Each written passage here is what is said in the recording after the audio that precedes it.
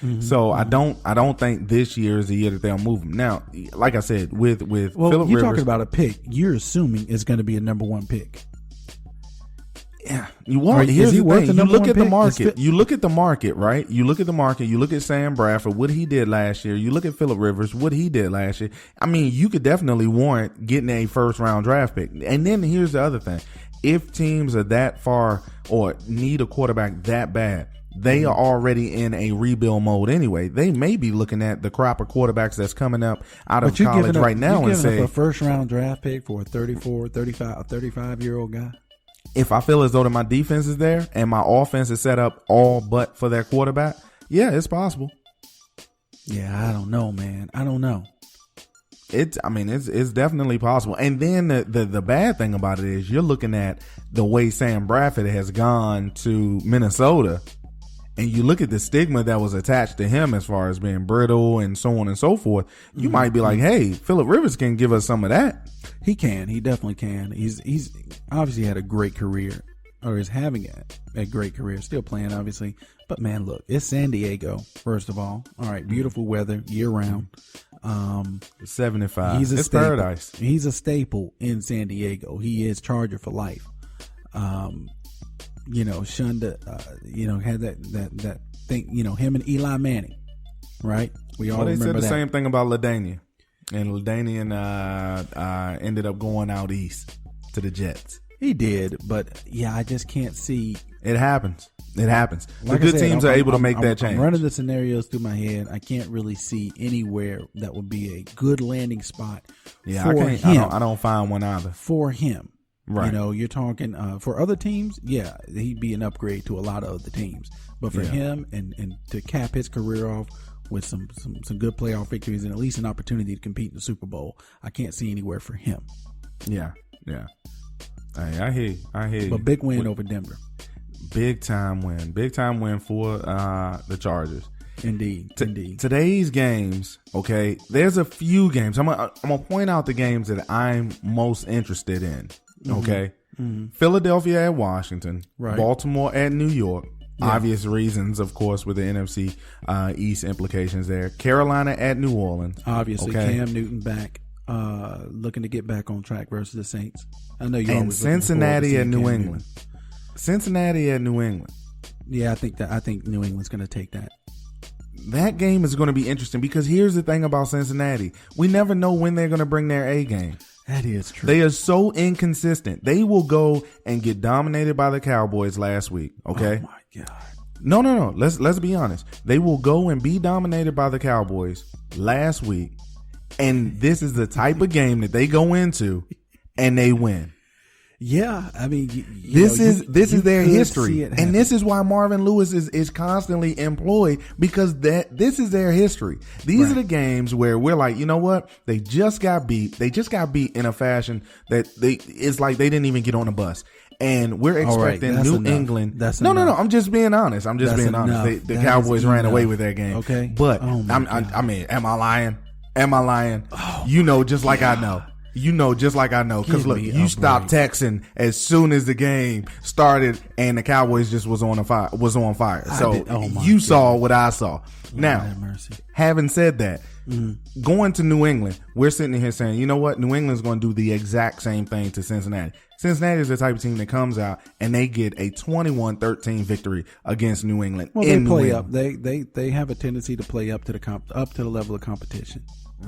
You had a Dallas Cowboys team last week that they surprised them. I believe they surprised them. They probably didn't come in the game as prepared as they should have.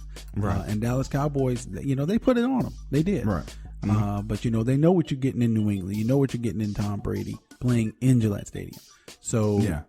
You have to bring your A game. I think they'll be amped up, but I don't think it'll be enough.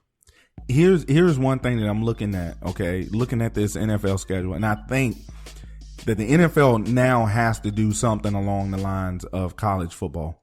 So we're looking at the 3:00 Central Time games, okay? You got Kansas City, Oakland, Atlanta, Seattle, Dallas, Green Bay, right? Great games, all three. Great games. All three of them, I think, are really, you have to watch these three games, okay? Indianapolis, Houston, That's your Sunday night game. Your Monday night game, New York versus Arizona. Yeah. Somewhere in here, the NFL is going to have to flex these games 2 to 3 weeks. And I know that they do it later on in the year, but I think they're going to have to start doing this a little bit earlier in the season as well, because any one of these 3 games can be moved into that Sunday night slot, as well as just bump them a day for the Monday night game. Right. No, schematically, logistically, I know that it's going to be one of those things that is going to be kind of hard to do because of all the planning that goes into a weekly game. But these games, Kansas City versus Oakland, that's going to be a good game. Atlanta versus Seattle with the offense, the defense of Seattle, that's going to be a good game. Dallas returning to Green Bay after being shellacked last year, 28-7. That's going to be a good game. Yeah, it will. You know, and then to follow that up with Indianapolis against Houston, okay? Hey, division game. It is a division game. It is a division game. You got Andrew Luck, okay? Yeah. You got Brock Osweiler.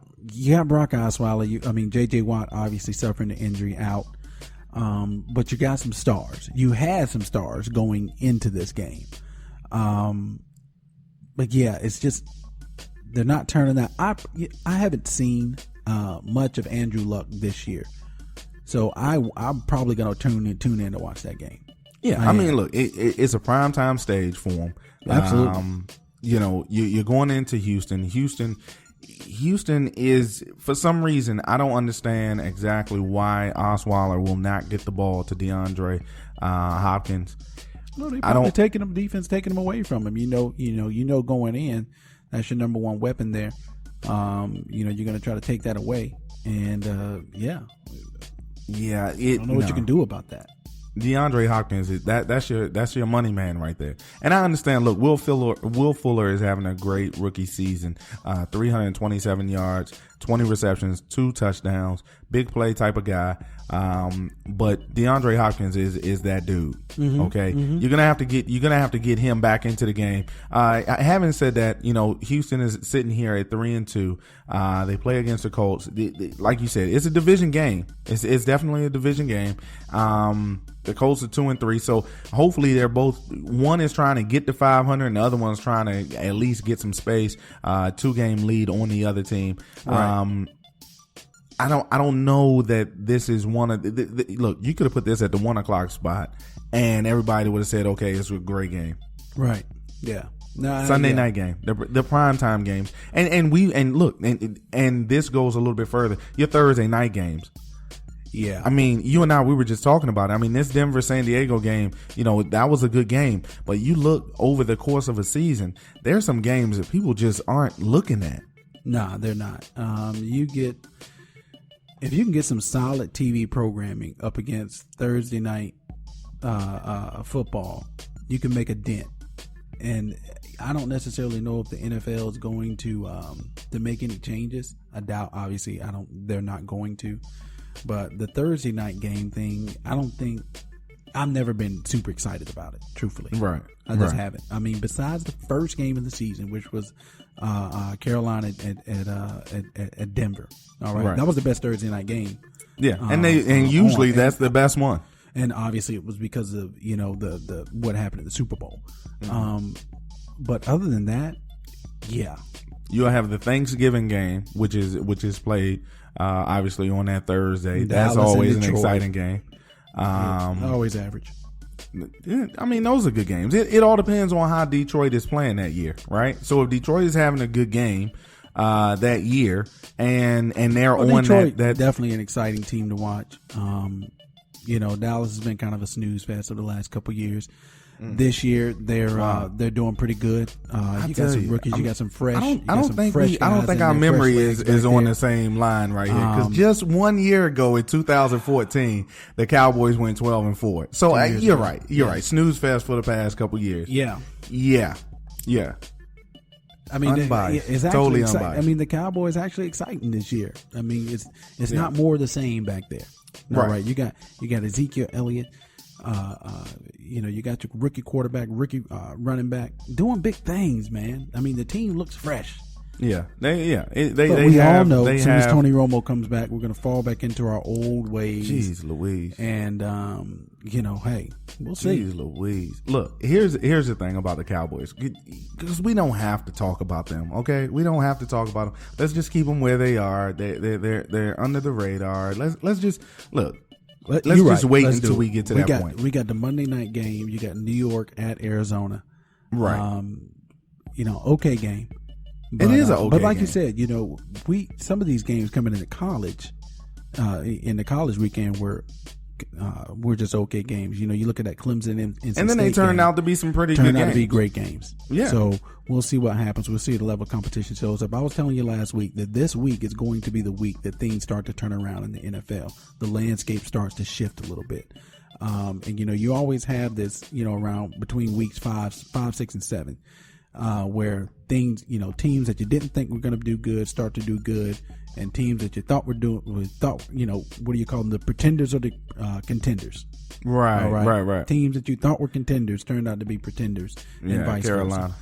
So, and we're going to see what Carolina does. If they continue to slide. Well, we're not necessarily talking about Carolina. Let's talk about it. If they continue to slide, getting Cam back now. I know that you were disgusted in the way that they looked last week. Now they get their quarterback back, and I understand it looked a little bit different not having him. So Cam is back in the saddle after clearing the protocol, right? I know you're looking forward to it, right? Against the Saints. Should be good. 1-4. They're last in the NFC South.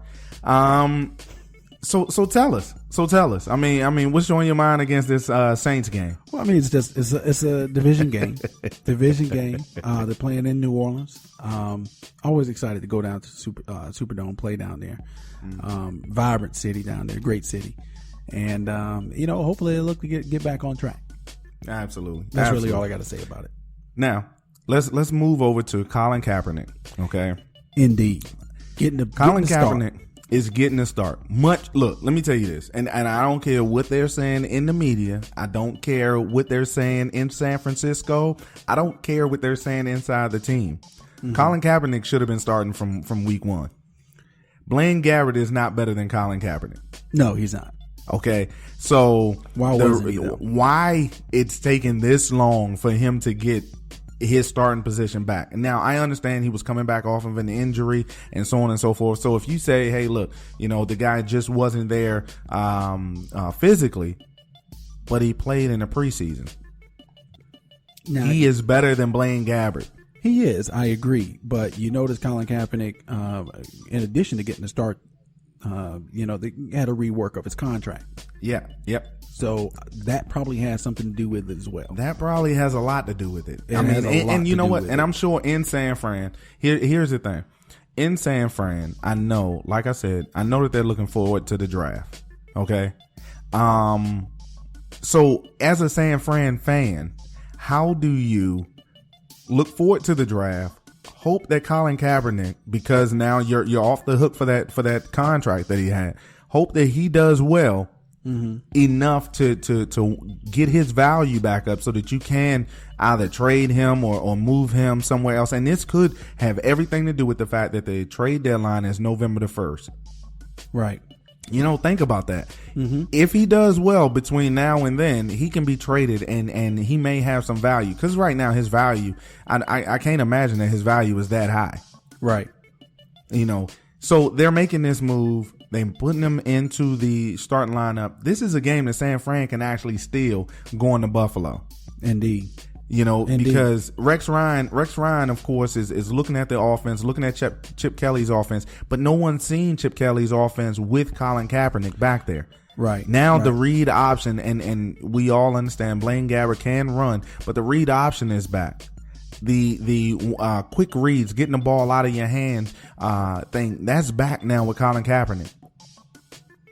Yeah, you talk about his salary, his old salary, $14.5 million. You get that rework, you get that cap number down, and you give him an opportunity to play into a new deal. That has a tremendous amount of impact onto, they got a new stadium down there they got to pay for. So, you're looking at are you going to stick with Colin Kaepernick going forward? I don't see it. I think that they are looking at the draft and a quarterback. Well, I think they're one of the teams that's definitely looking at that, unless one of those veterans falls into